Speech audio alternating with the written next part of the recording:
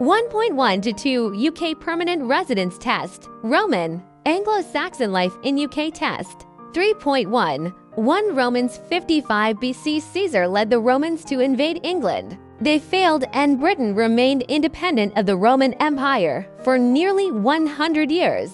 In 43 AD, Emperor Claudius led the Roman army to invade again. This time, some English tribes rebelled, but Rome managed to capture most of England. Iceni of Boudicca was the leader of one of the tribes that rebelled against the Romans, and she was also the queen of Iceni, now Eastern England at the time. The statue of Westminster Bridge near the Houses of Parliament in London is dedicated to her deeds. Now that Scotland was not conquered by the Romans, Emperor Hadrian also built the Great Wall in northern England to protect it from the Picts, ancestors of the Scottish people. There are some fortresses on the Great Wall, parts of Hadrian's Wall, including the fortresses of Howe and Vindolanda, still stand today. It is also a hotspot for walkers and is a UNESCO United Nations Educational, Scientific and Cultural Organization World Heritage Site. The Romans stayed in England for 400 years. They built roads and public buildings, created a legal framework, and brought new plants.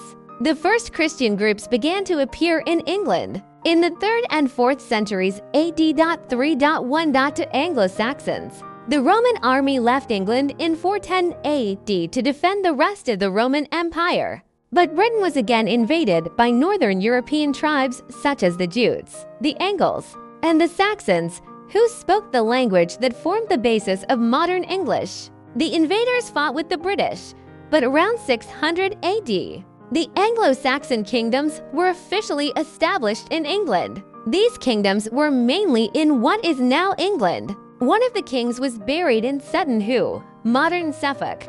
Burial objects such as treasures and armor were placed on ships and then covered with mounds. Parts of Western England, including much of what is now Wales and the Sugar region, remained free from Anglo-Saxon rule. Anglo-Saxon helmets found in Sutton Hoo, currently on display in the British Museum. The Anglo-Saxons were not Christians when they first arrived in England, but during this time, several missionaries came to England to preach Christianity. Missionaries from Ireland spread religion in the north. The most famous of these were St. Patrick, later known as an Irish saint, and St. Goran, who founded a monastery on Iona, now opposite Scotland.